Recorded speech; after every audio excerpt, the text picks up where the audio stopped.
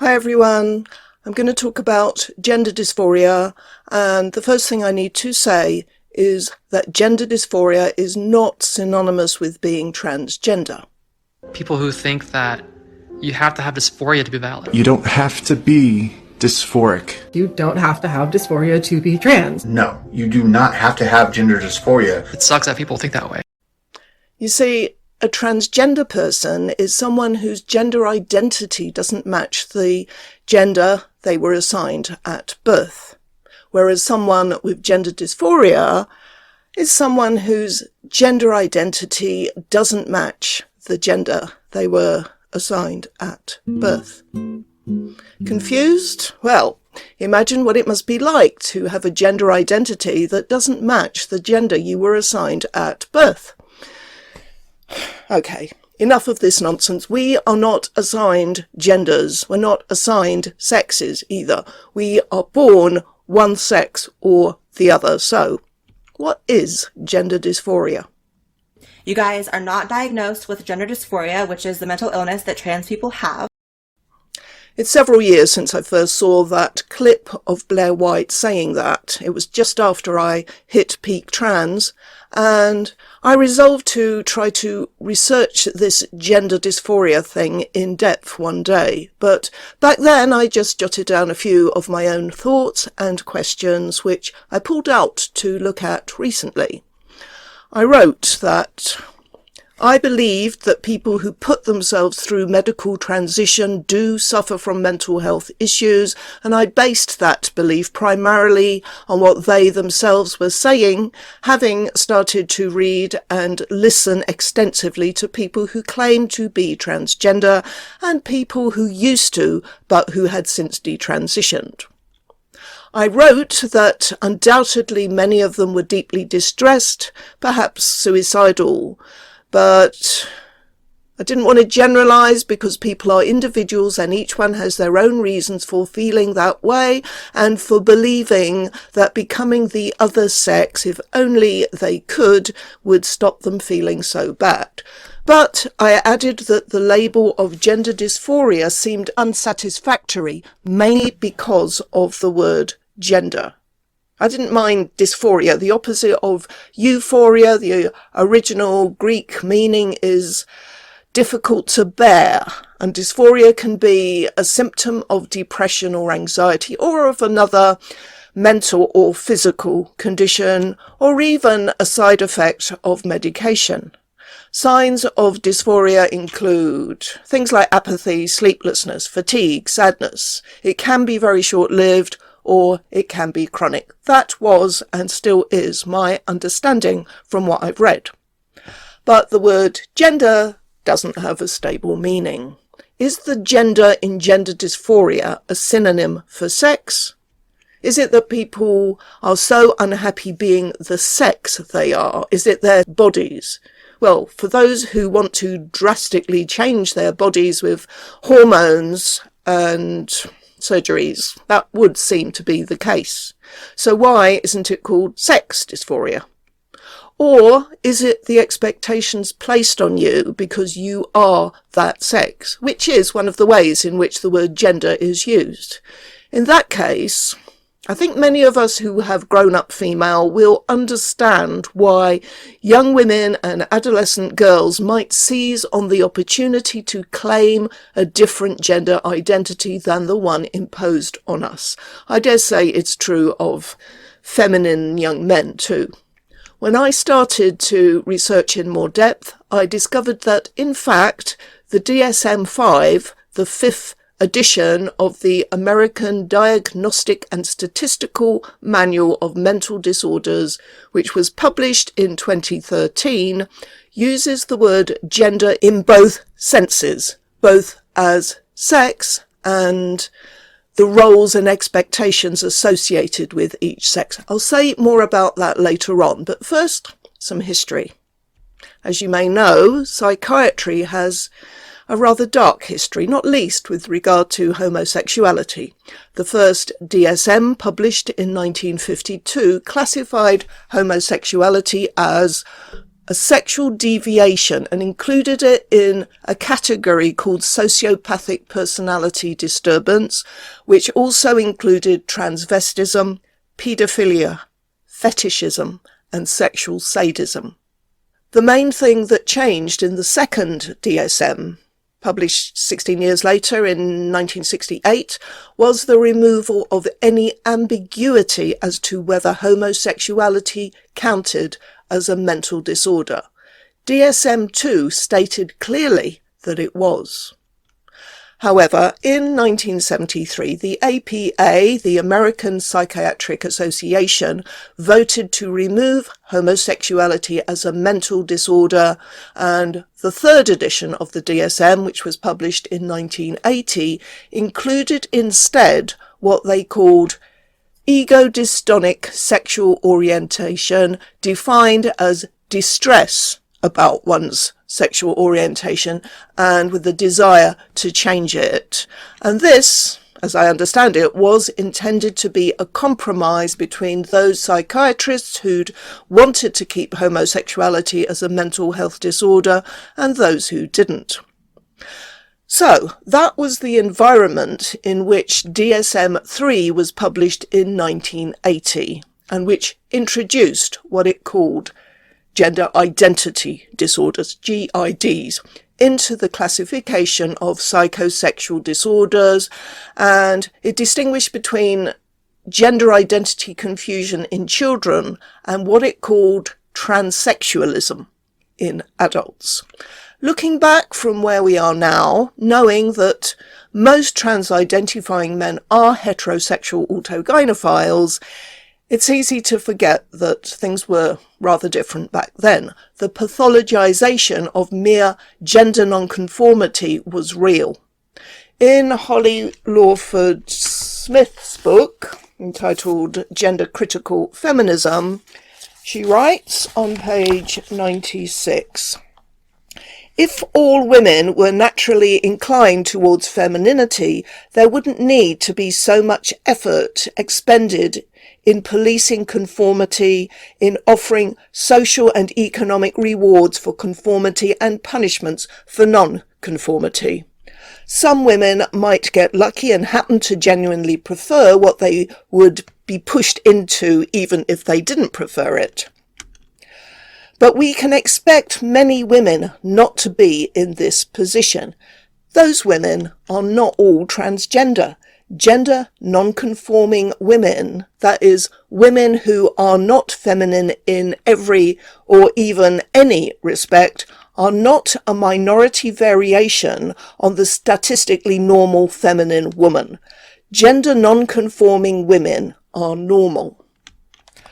Hopefully, fewer people would disagree with that these days. Back in 1981, 15-year-old Daphne Scholinski, who is the author of this book entitled The Last Time I Wore a Dress, a memoir, she was sent to a psychiatric unit, or what she called a mental hospital, in Chicago, and she was resident there for the next 3 years. She suffered from severe depression and had some behavioural problems. She was a bit of a troublemaker, but nothing that bad by the sound of it. However, one of the things she was diagnosed with was gender identity disorder, not because of how she identified. She didn't claim to be a boy. It sounds as if the idea had never entered her head, but because of her behaviour, her demeanour, which was judged to be inappropriate for a female. And in her memoir, she recounts how this place she'd been sent to operated a reward system. She got points for doing things that were considered appropriately feminine, like wearing makeup, having her hair curled. She had to wear girly clothes and walk and sit in a certain way. None of these things felt comfortable to her, but if she didn't do them, her freedoms were restricted, which meant that she couldn't go anywhere in the facility, the classroom, the dining room, wherever, without a male escort. It's absolutely mind-blowing, but it occurred to me that it was only a crude reflection of how femininity in females is perhaps more subtly rewarded, or the lack of it punished, in real life. Recounting a conversation with one of the doctors, she wrote, "He was saying that every mean thing that had happened to me was my fault because I had this gender thing. I knew I walked tough and sat with my legs apart and did not defer to men and boys, but I was a girl in the only way I knew how to be one." But they got her in the end. I mean, the forces of reaction. Daphne grew up to be Dylan. I have a copy of a handwritten note from my doctor, stating that I had gender identity disorder present since grade 3. We had one 15-minute meeting, and that was my primary diagnosis. And this, coincidentally, is just as gender identity disorder is invented, and the first edition without homosexuality.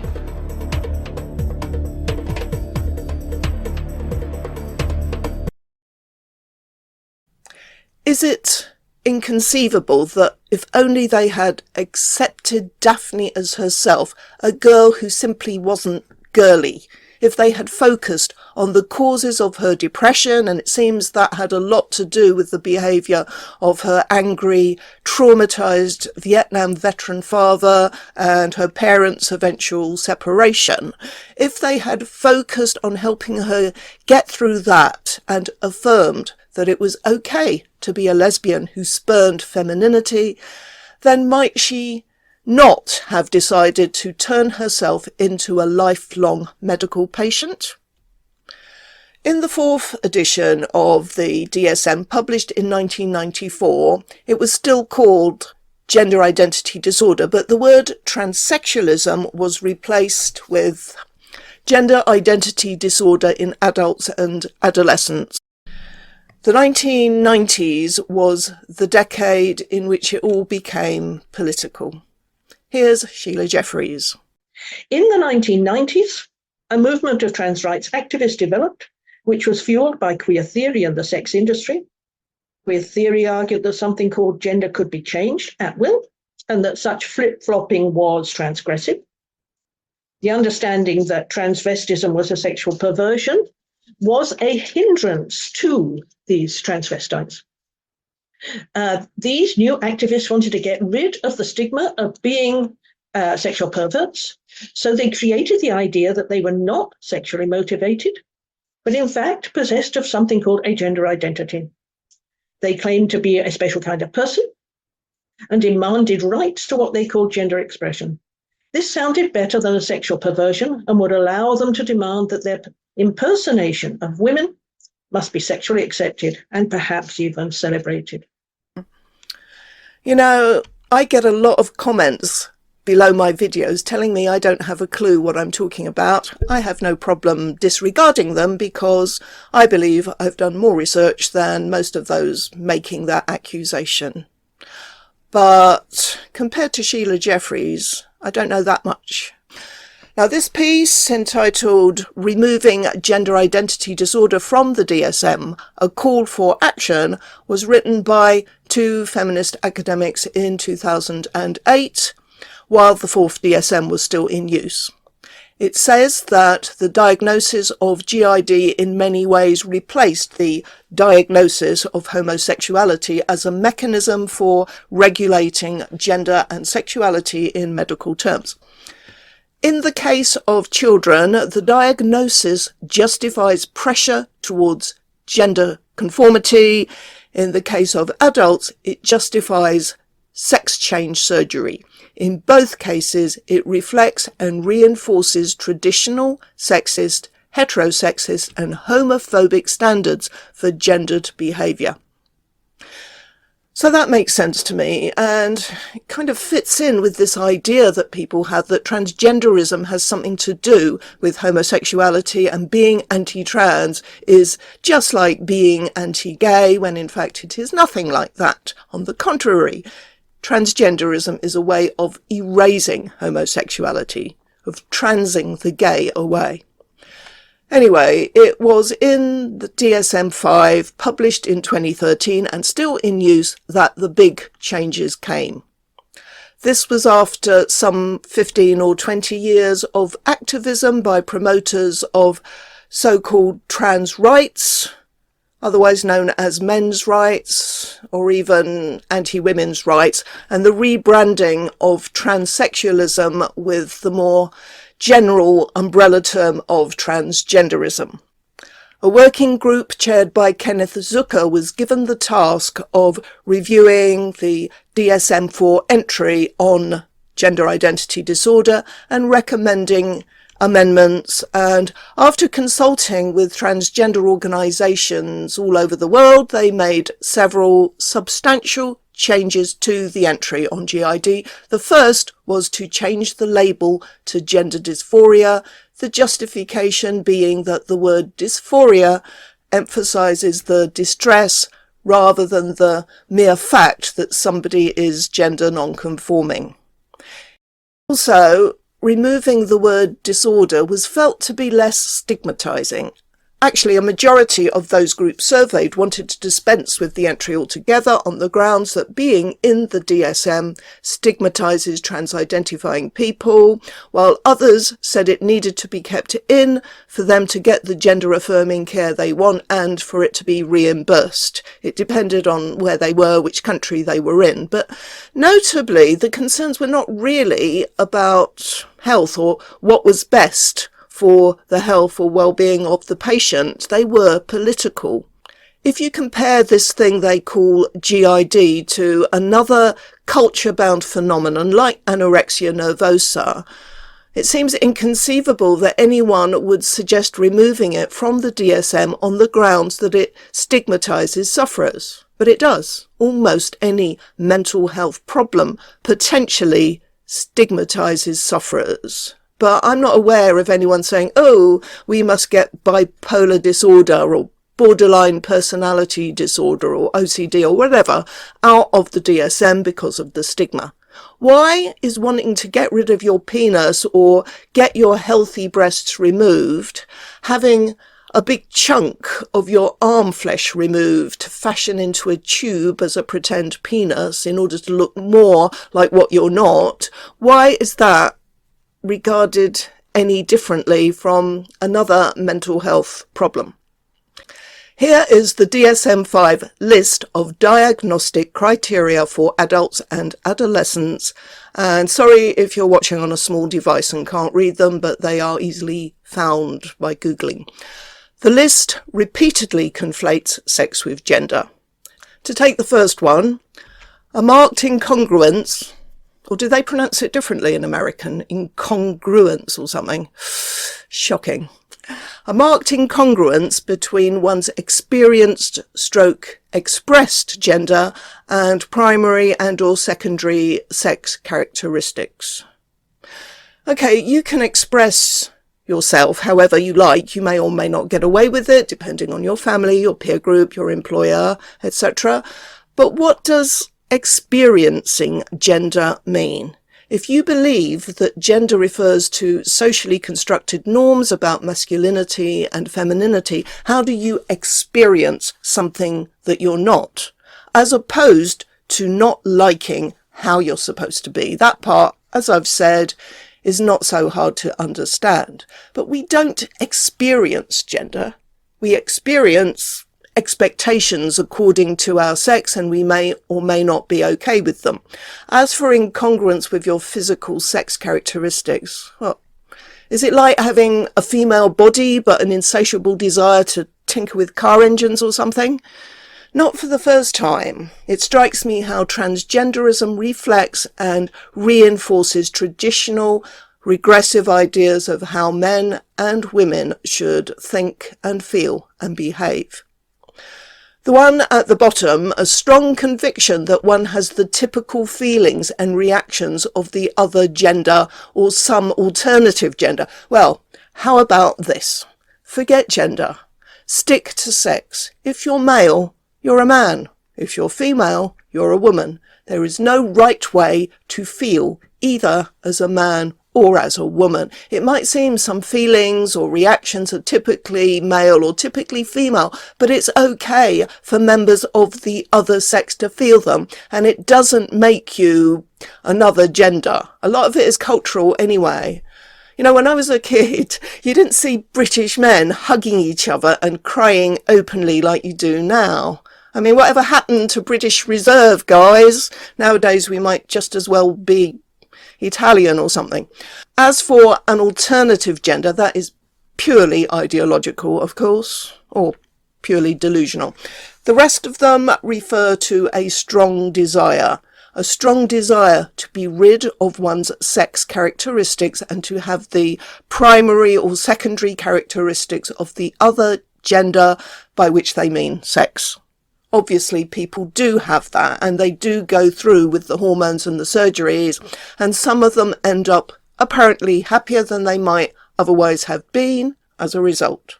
For others, and the numbers seem to be increasing, the long-term outcome is terrible regret. There's no point in denying either of those outcomes when there is so much anecdotal evidence for both of them. What causes such terrible mental pain that people want to do this to themselves? If you look up what causes gender dysphoria, you'll discover that nobody really knows. There are different theories. People who accept the whole concept of a transgender and believe or pretend to believe that some people are actually born in the wrong body tend to like the explanations about hormones in the womb because that sounds more sciencey. But it doesn't help us understand why very masculine men, the many who've chosen to serve in the military, for example, then choose to claim a trans identity and want to be women. If you listen to what trans-identifying people, and especially detransitioned people, have to say, other causes seem more likely.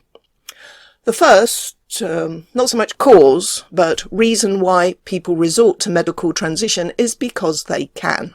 It is now a possibility when it wasn't in previous eras. People learn that they can change their appearance and become an approximation of the opposite sex, and they fixate on that idea as a way of escaping their distress, their trauma, their deep unhappiness with themselves and their lives.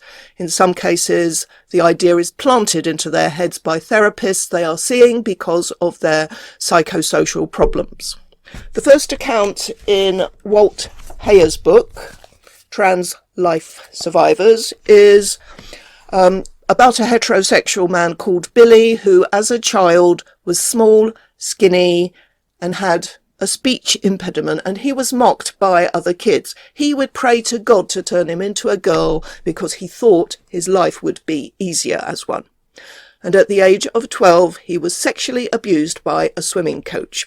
As he says, abusers can pick out the most vulnerable kids, and he was very, very traumatized by it. It wasn't until he was at college that he saw a therapist who appeared, according to Billy's account, far more interested in what he had said about having wished to be a girl than in the sexual abuse he'd gone through. And to cut a long story short, Billy ended up transitioning, including genital surgery, and then regretting it.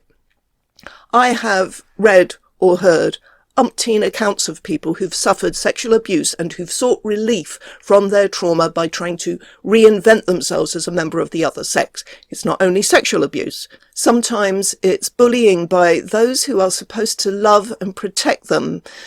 And it happens because their children fail to live up to their expectations, which are a reflection of the culture they inhabit. This book,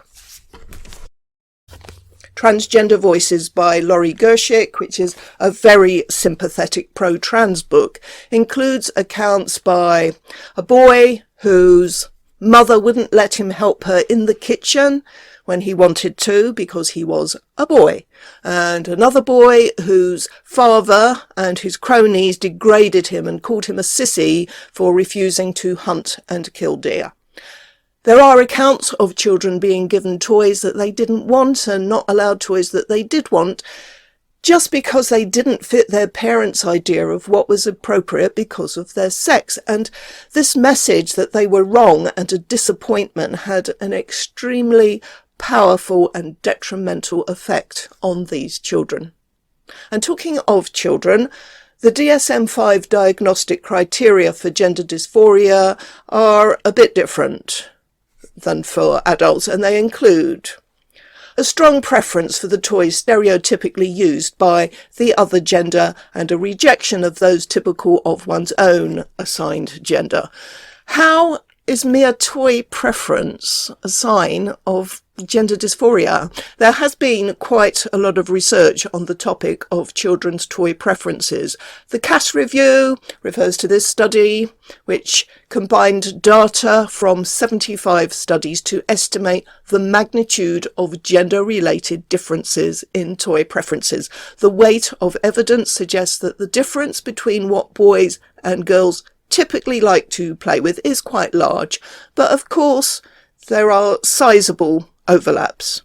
Everything in this list of diagnostic criteria, from the toy preferences to the clothes preferences to the choice of playmates, is diabolical regressive claptrap. Finally, to get back to those masculine men who LARP as women, autogynephilia, defined as a male's propensity to be sexually aroused by the thought of himself as a female.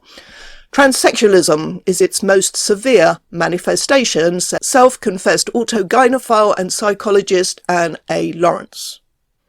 When mere cross-dressing, transvestism, isn't enough.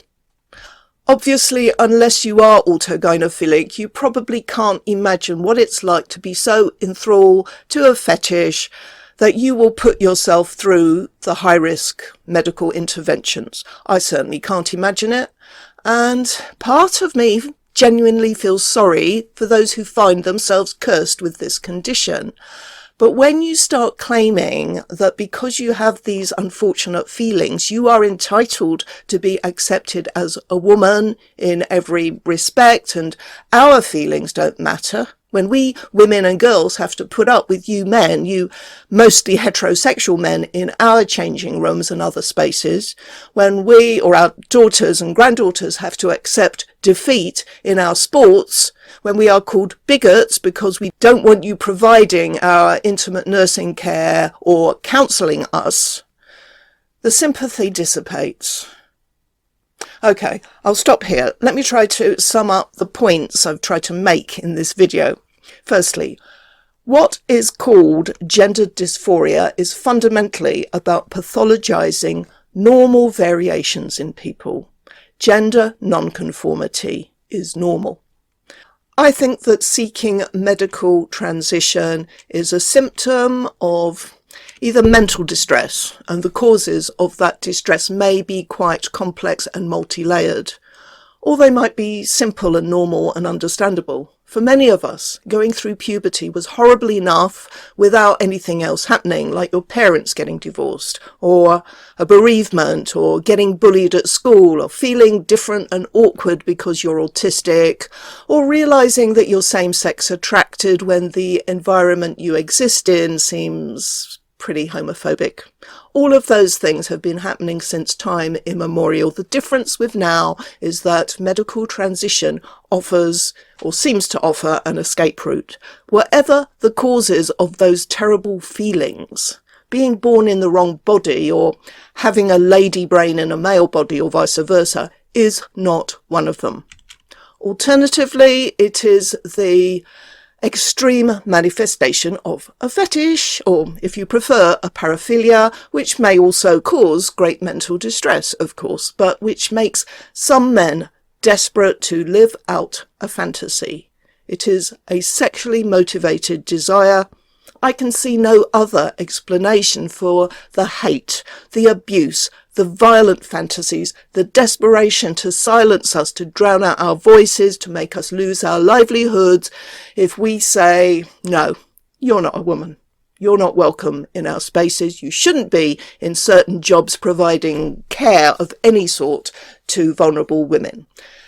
It meets the DSM-5 definition of a paraphilia as a sexual desire that causes another person's distress and involving unwilling persons, like when they force themselves into our spaces and take our silence as consent. Do I think gender dysphoria, or whatever you want to call it, gender identity disorder or gender incongruence, should stay in the DSM? No, I don't. I disagree with Blair White that it's a mental illness, though I do think that for many people it is a symptom of one. But I do think autogynephilia should be. And that's all I have to say. Bye for now.